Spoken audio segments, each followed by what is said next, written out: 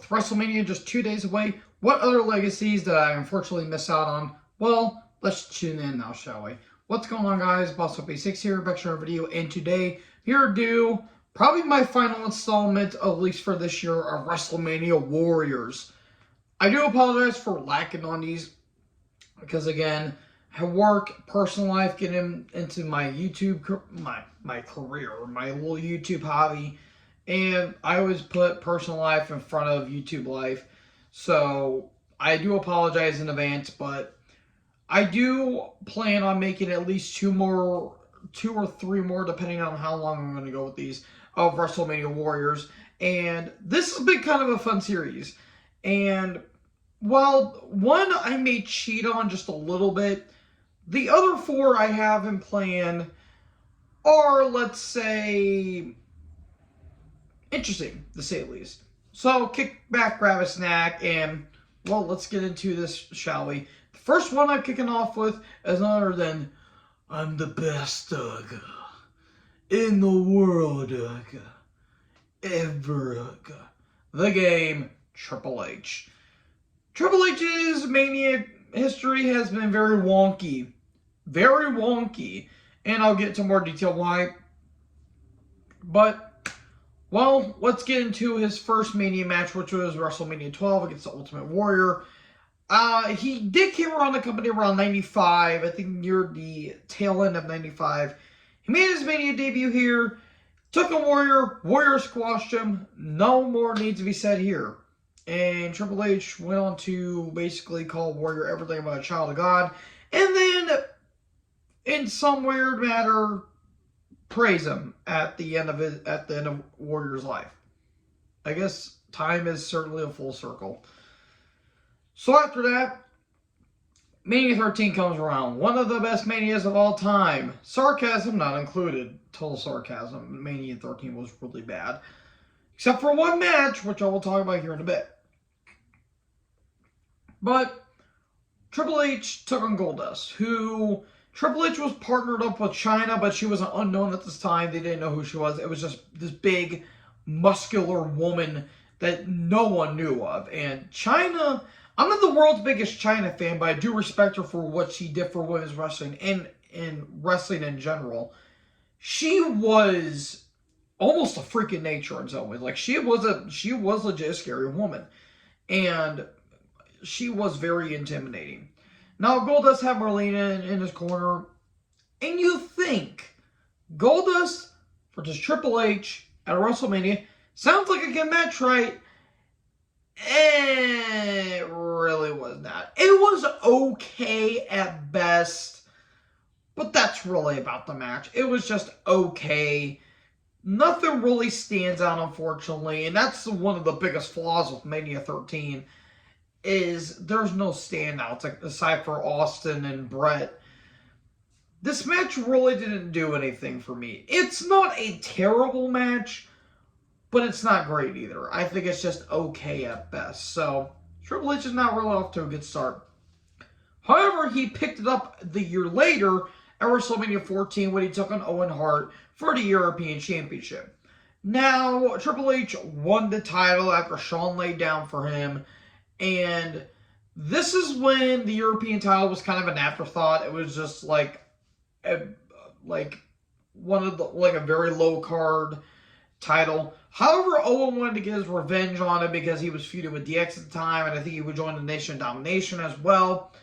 And what culminated here is a very underrated match. This is one of the very hidden gems in the entire Mania history. I mean, this I thought was a damn good match. One of Owen's best matches, in all honesty. It's one of Triple H's best Mania matches and matches in general. I think this is a very damn good match. However, the ending / payoff to it really didn't go anywhere. And Owen, by this point, was Owen was still damn good, but you could see he was kind of slowing down just by a hair, but he was still going like 100%. And the whole stipulation that Chyna would be handcuffed to Sergeant Slaughter, so that way Chyna wouldn't interfere. Eventually, power in the eyes, Chyna interfered, Triple H won. There you go. And this was kind of the whole thing with Sarge and Triple H when they were feuding around that time too. And Sarge Slaughter 1997 in the match had no right to be in there. I love Sarge, don't get me wrong. It's just no. But the match still really damn good. And then we hit another roadblock. This seems to be the recurring theme for Triple H's entire career. He took on Kane at Mania 15. Oh boy, where to start with this one? Well, the feud building up to it was not bad, but man, this match was sloppy. This was a very sloppy match. I think Triple H got DQ'd because he freaking battered Kane with the chair. And it all evolved around Chyna when she joined the corporation, and Kane was kind of having a partnership with her, and then Chyna eventually turned on Kane and rejoined with Triple H, and Triple H was a big face. And then he was turned heel later on tonight by helping Shane win against X-Pac, and that became one of Triple H's shining moments.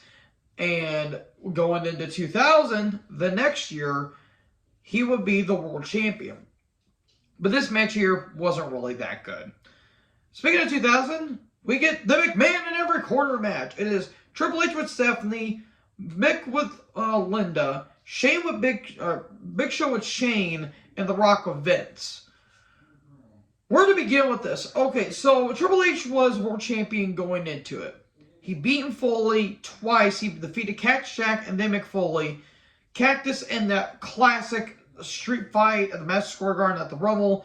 And then the Hell in a Cell match of No Way Out. And a Foley loss, he would end his career for about 6 weeks. Now, the original plan for this was Triple H, Big Show, Rock, and Jericho. Because Jericho was starting to feud with Hunter around this point. But that eventually got canned because, well, Vince kind of owed Mick a Mania moment because it's like, well, pal, you see, you flew off the cell and almost died for us numerous times. Here's a Mania match. Ha ha ha. So yeah, there you have it. If it was Rock and Hunter, then I would have loved this match, but I'm sorry, this match was a mess. It's not terrible. It's just not a memorable, it's just a cluster. And it feels like it was more about the McMahons than the actual champion. And that's kind of the big thing with this match. It really didn't evolve around the wrestlers. And it was an elimination match too. And when it came down to Rock and Triple H, it was damn good. But the ending was a complete spider fart because Vince turned heel. And then the Rock bottomed everyone and everyone went home happy. Yeah. It's a bad match that has some decent moments, but it's not a good Mania main event. It really is not. And the Backlash the month afterwards, far superior than this Mania in particular. But Triple H could only go up from here, and he did when he took on The Undertaker at WrestleMania 17. This is one of the last great Attitude Era pairings because we've never seen these two one-on-one in this grand of a stage. Now, the feud is a bit wonky and it felt a bit rushed because Hunter just came off of his feud with Austin and Taker was kind of fiddling around with the tag division with Kane. And him and Kane had a weird feud with Haku of all people and Rikishi, which was weird. But they kind of rushed us a little bit. But the payoff, really damn good. This is a really damn good match. A lot of people say this is their weakest of the Mania matches. There's one I think that's way weaker than this, and I'll get to that here in a bit. But this was a damn good match. It felt like more of a brawl, which, honestly, I wouldn't have been against it. The one complaint I hear a lot of people say is, well, the ref basically took a nap for 10 minutes. Yeah, but at the same time, these two just wanted to beat the piss out of each other because they were making it personal.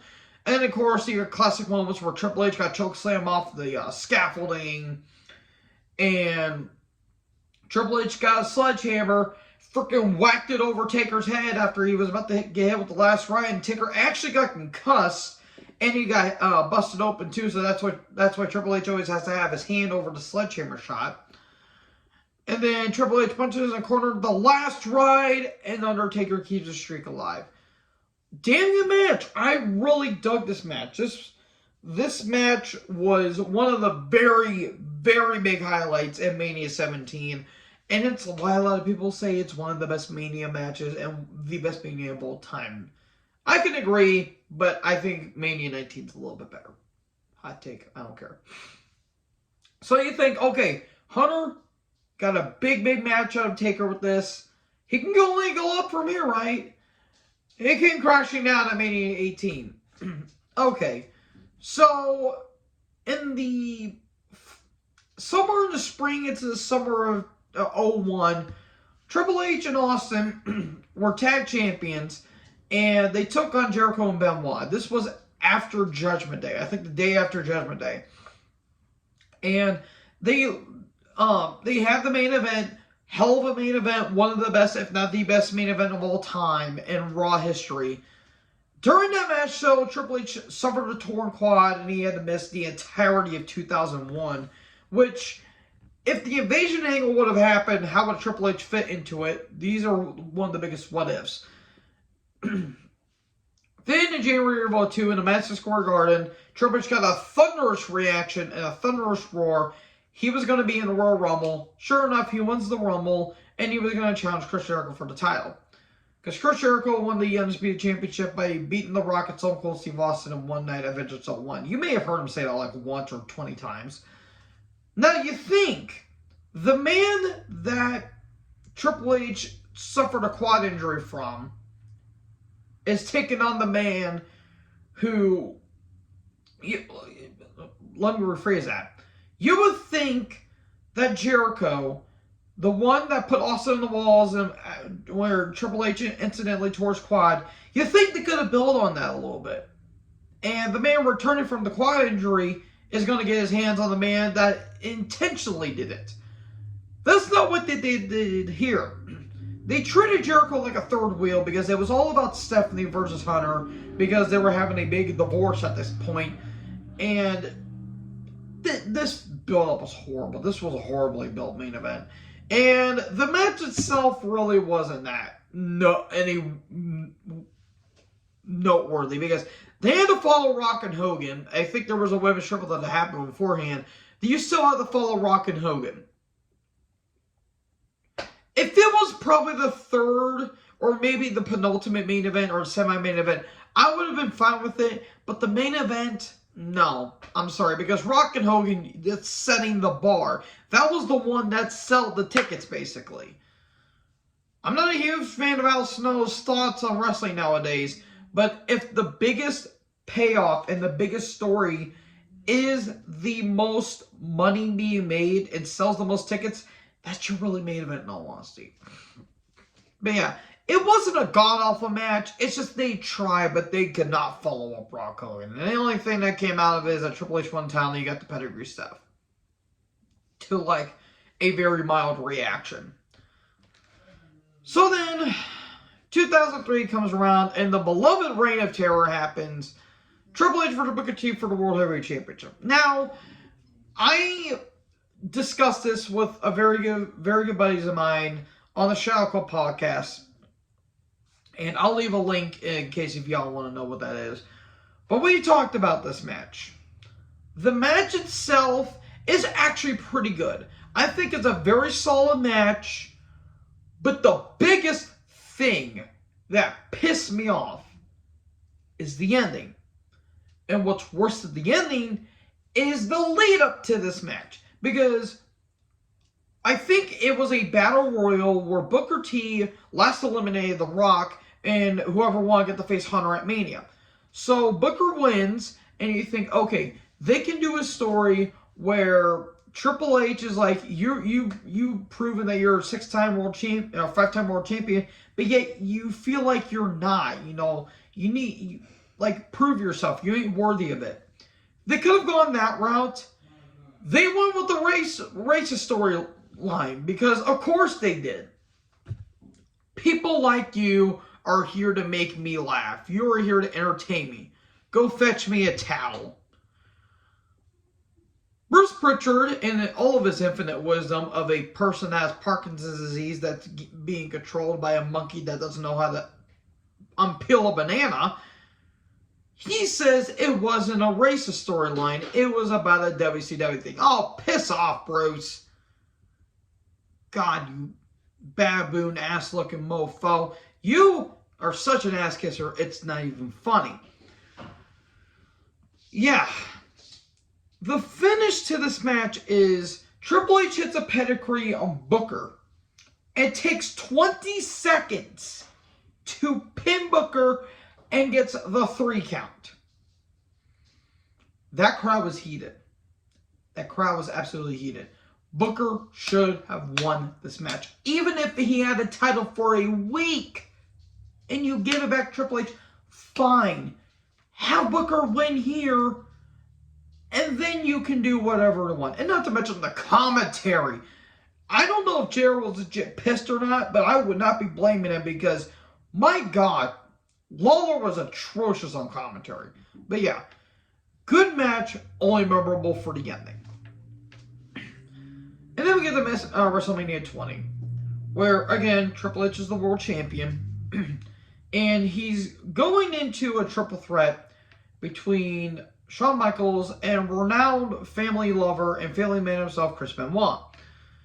Storyline going to this, Benoit won the Rumble in 2004, eliminating the Big Show.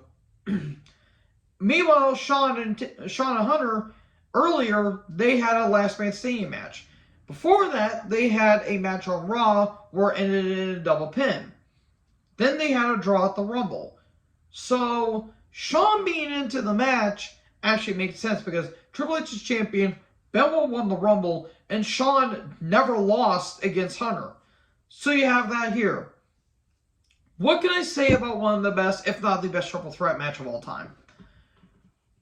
However you may feel about Benoit, and Lord knows I've said my thoughts about him, this is one of the best Mania matches of all time. This is a top 5, arguably top 3.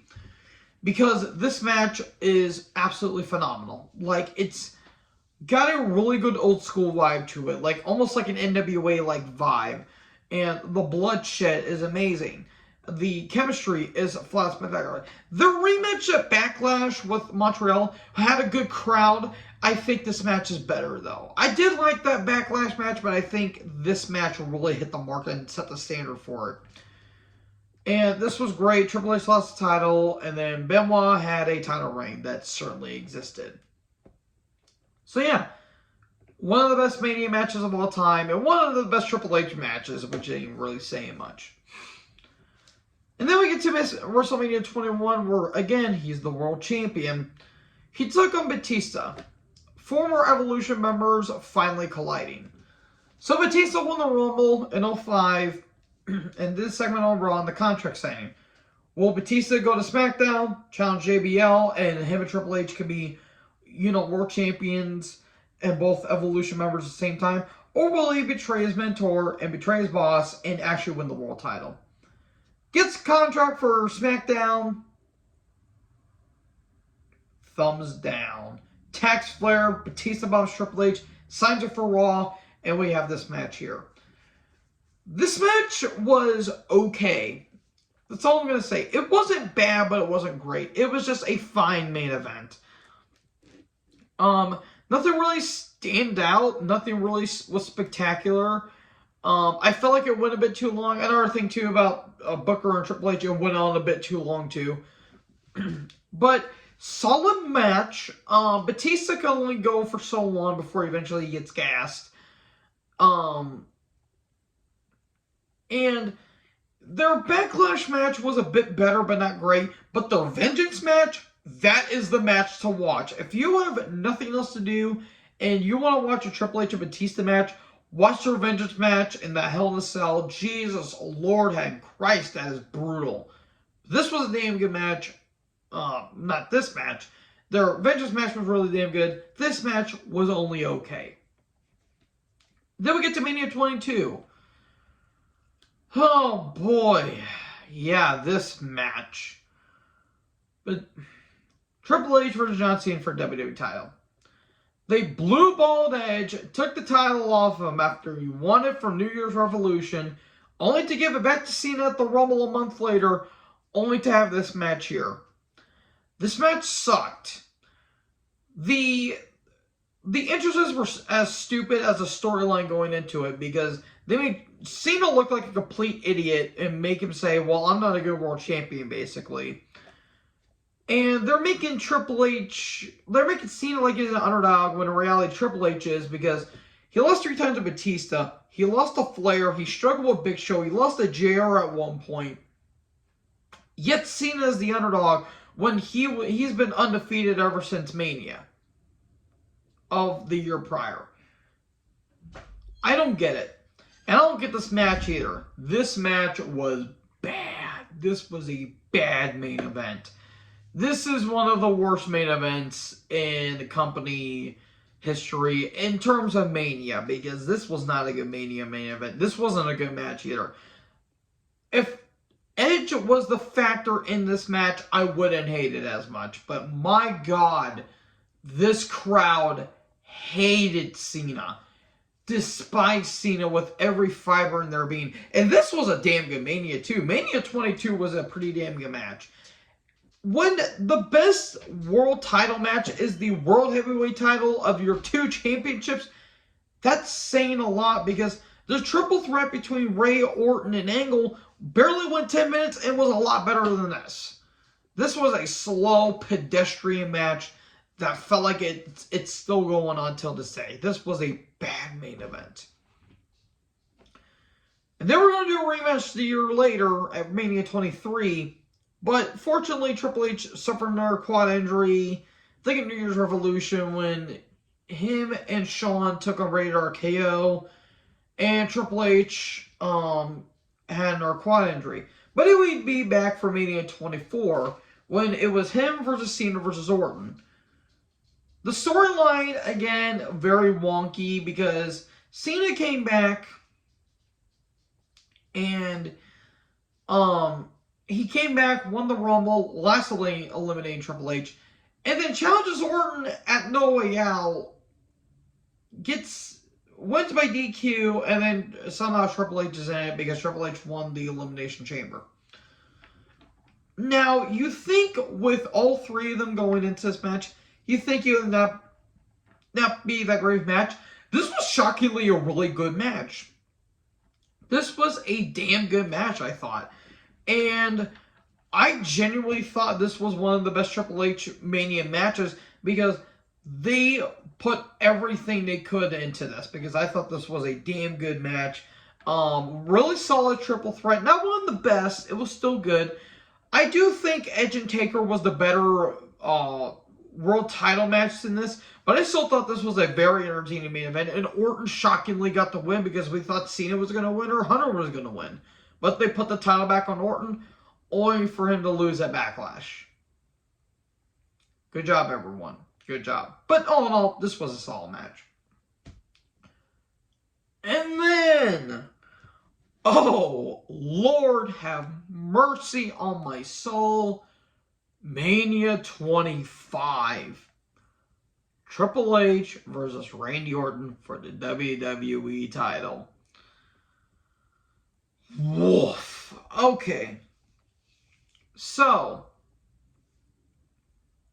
the feud going into this is stagey as hell. The home invasion thing, stagey, phony as hell. They were trying to make this as personal as it can, and it came off as wacky. Now, it started off that Vince was going through an ego trip and was about to fire Orton for some weird reason, and Orton punted him in the head. Okay. He attacked Shane. Okay. Apparently he's shoveling off some stuff so we didn't see. Okay. He DDT'd Stephanie and made out with her while Triple H was handcuffed. Okay. How was Orton the heel in this?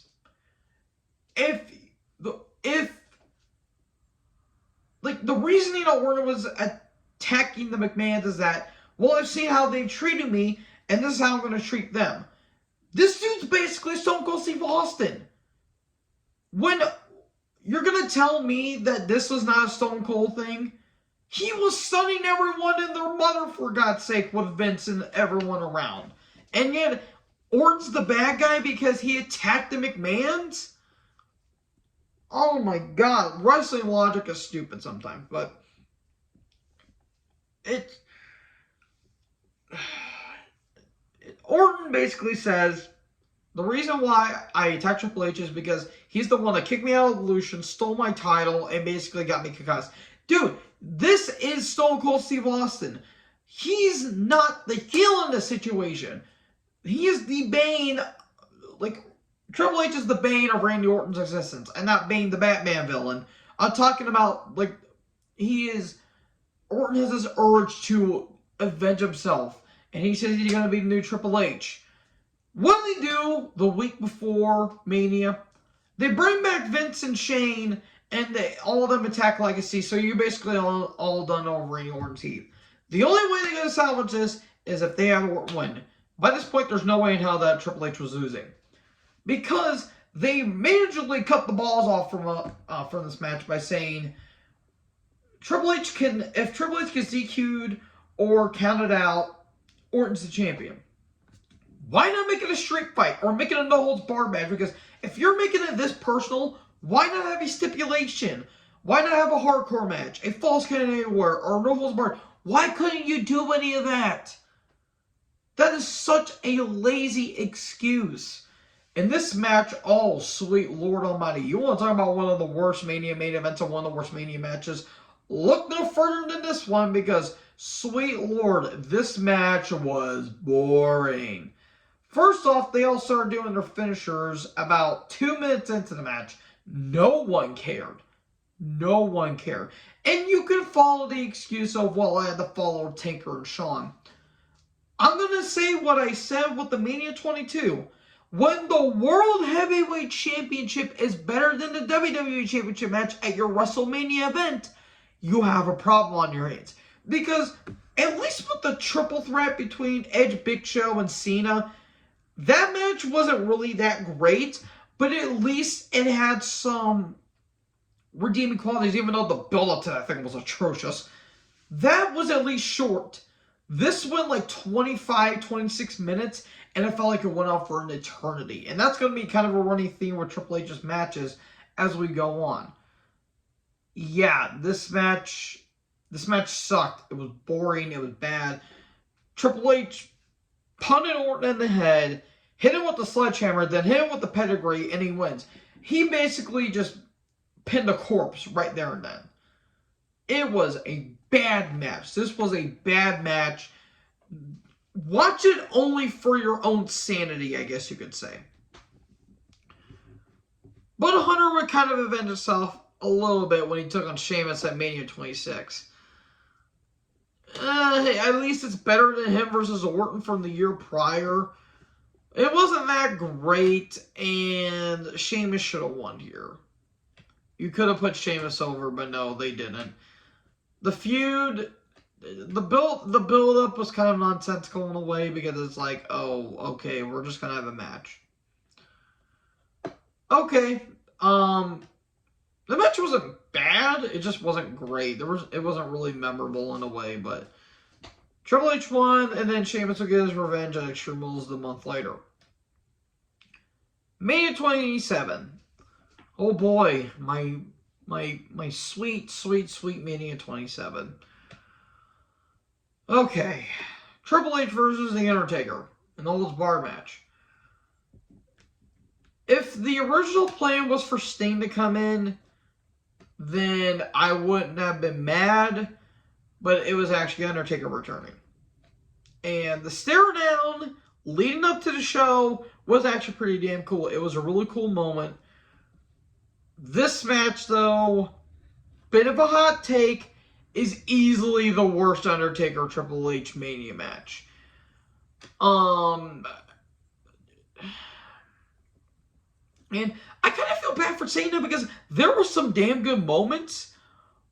But the problem is, this match didn't really do anything for me. Like, they tried. God bless the both of them for trying. Like, they really wanted us to think this was going to be one of the best Mania matches.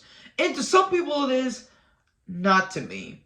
First off, it went on way too long. If it went maybe at least 20 minutes, I would have been okay with it, but I think it went about 24, 25 minutes. It went about 5, 10 minutes too long. A lot of chair shots to the head, so good job getting fine there, brother. And not to mention, it felt like it was just dragging. It went slow. There were some cool moments, like Undertaker doing the dive that he nearly landed on his head again. Thankfully, a cameraman didn't really, unfortunately, catch him. And then, you know, the Spinebuster into the announce table. That was some cool stuff. The problem is, I felt like it just kept going and going and going and going and didn't know when to end. And not to mention, it was Finisher Mania plus 20. Golly, Lord, was this ever... Like, okay, pedigrees. Tombstone to Taker. After all of it, Triple H taps out to the Hell's Gate. It's just like, okay. Look, if y'all like this match, more power to you. It didn't do anything for me. I liked it at first, but as time has gone on, it's done less and less for me.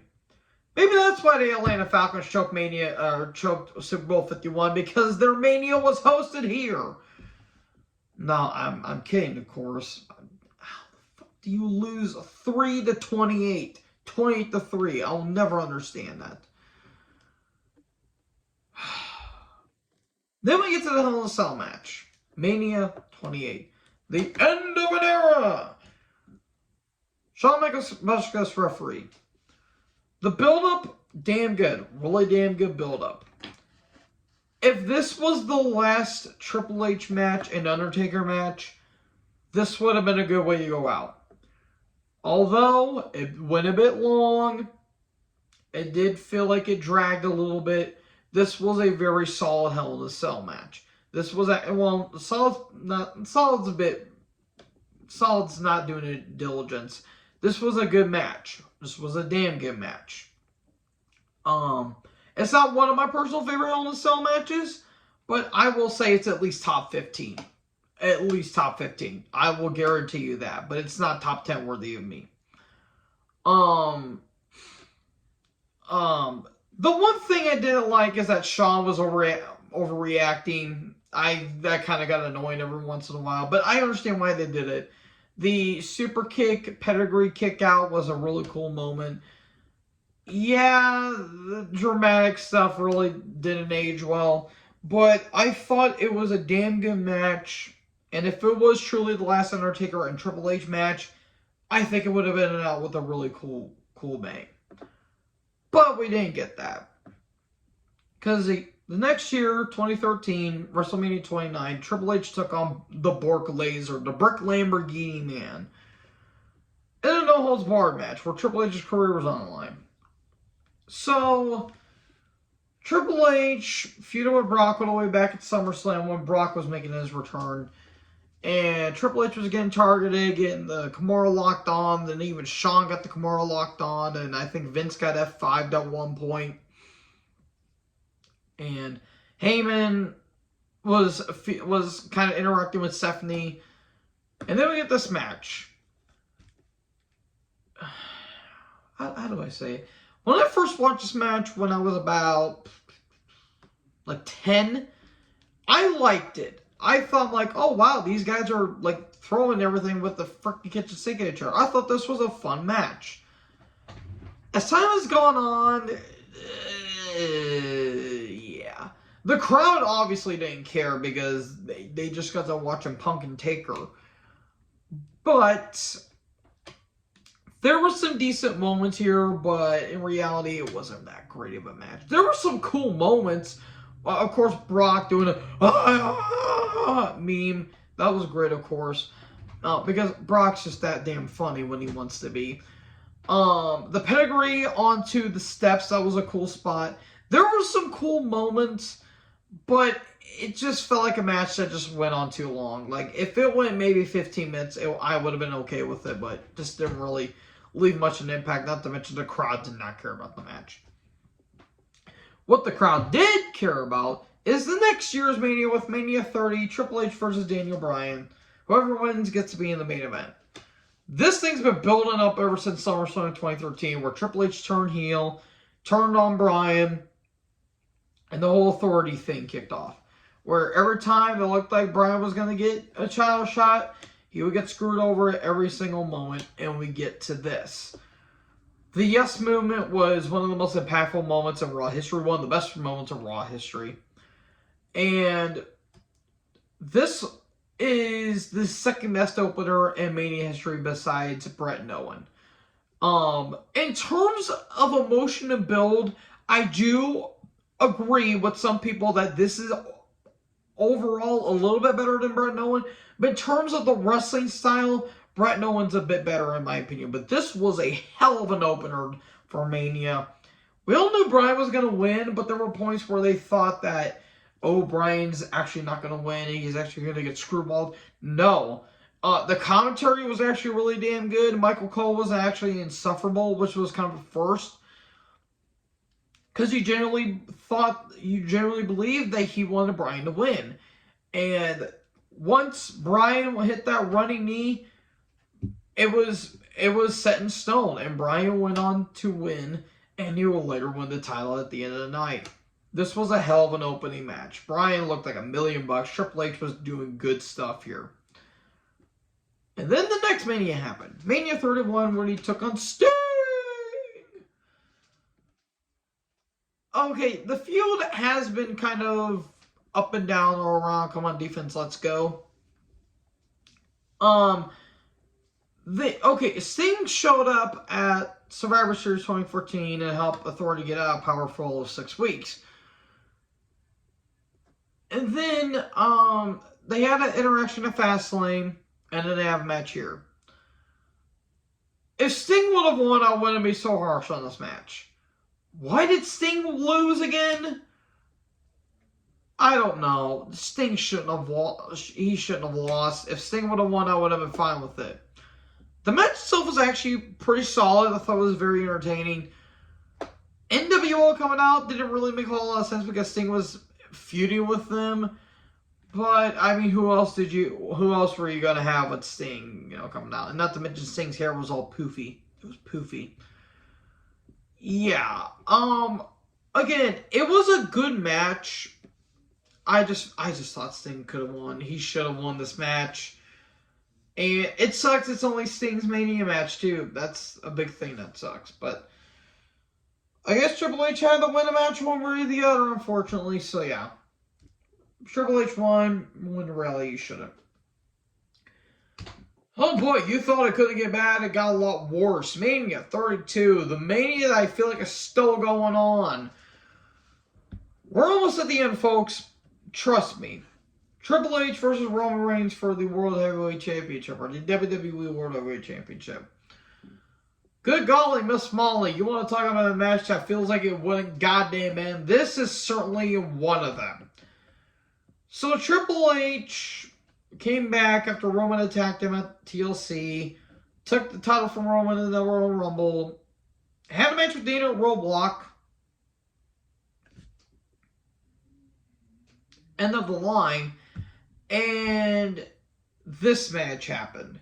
This match was a bore fest. A thing of melatonin would have knocked me out faster than this. Good Lord in heaven. Like, they were desperately trying to push Reigns at this point, and it did not work. This match went for almost 30 pissing minutes. And in Mania, that's gone way too long at this point, too, because you had a Hell in a Cell match between The Undertaker and Shane McMahon that went over 30 minutes. You had so many matches that either amounted to nothing or do nothing, and you had a main event that was almost going to be 30 minutes. This crowd didn't care. And this crowd hated this match. And I don't blame them, because I hated this match too. This is one of the worst Mania main events. And it's not really fault of anyone, in all honesty, because you have a situation where if Triple H wins, the crowd won't like it. But if Roman wins, the crowd's going to be pissed. They booked themselves into a corner with this one. And this is the result we got. A very pedestrian match. With the only cool spot with Steph got speared. Well, Triple H getting speared through the barricade was cool, but Steph getting speared was like the only highlight of this match. This match can burn in hell for all I care. Triple H going to redeem himself a year later when he took on Seth in the holds barred match. Feud's been going on for months at this point, and even with Seth's knee, his left knee getting targeted. Now, the match itself was not bad. The problem is, I felt like it went too long, and that's been a recurring thing for Triple H. Felt like it went on too long, and I felt like he wasn't really working on the knee long enough. Seth looked great. He hit a Phoenix Splash, which was really cool. And Triple H got pedigreed. He got pedigreed after he got super kicked into Steph, and Steph went through a table. And Seth won, which was good. Seth should have won. It was a solid match, but not really outstanding that they wanted us to think. So yeah, that's just my quick thoughts on it. Then we get to the penultimate Triple H match. Triple H and Stephanie McMahon versus Kurt Angle and Rowdy Ronda Rousey. Remember when Ronda Rousey contributed to something good in wrestling? This is one of them. This was a hell of a mixed tag. Arguably the best mixed tag in WWE history. Because you have a situation where Steph proves she's not a worker by any stretch of the imagination, and you have Ronda that's coming into the business after doing her shtick in the MMA. Then you have Kurt and Triple H having a bit of a power struggle. Have a match here. What we have is one of the most entertaining matches that this Mania had. Like, I'm going to be honest, folks, Mania 34 was not that great of a Mania because there were some very clumsy moments, let's just put it that way. And this was not one of them. This was one of, if not the best match on the entire show, maybe next to the IC title main opener. And I can't really stop praising this match. Like, after I watched this match, I watched this match again like a few weeks ago. I still love this match. This match still holds up great. And Ronda proves she could hang. Granted, she can't worth anything worth the damn now because it's Ronda, but when she actually mattered and meant something, she put her A game on. This was one of the best showings that she's had. And I kind of wish she was still doing it, but unfortunately she's not. So, yeah, Seth getting an offense was stupid, but you had to do something with her at least. And then we get to the last ever Triple H match in his entire Mania career. Match against Batista in an all-bar match. So Batista returned. He attacked Flair on Flair's birthday, and he says, "Give me what I want.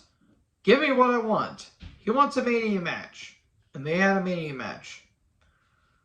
Unspectacular. That's all I need to say. This match really didn't do anything. It was nothing but a bunch of weapon usage and a lot of boredom and a lot of walking around. Sean on commentary really didn't provide anything either. Triple H won, and there you go. So yeah, that was all of Triple H's Mania matches. Yeah, this went on a little bit longer than I thought it was going to be. Yeah, Triple H's Mania career is very tenuous, let's just put it at that. And now that he's retired and he is the creative owner of, he's now the creative in WWE. Let's see how he does with his first ever Mania in terms creatively, because card looks solid, lackluster build though, in my opinion. So, what did you guys think about Triple H's matchup? What's your favorite and your least favorite Triple H Mania match? Let me know in the comment section below. Make sure you guys leave a like, leave a comment, tap that big red subscribe button, and tap that little bell so when I upload, you will be notified. Thank you guys so much for watching this video, if I can talk properly. And most importantly, join the herd. I'll talk to you guys next video. Peace out.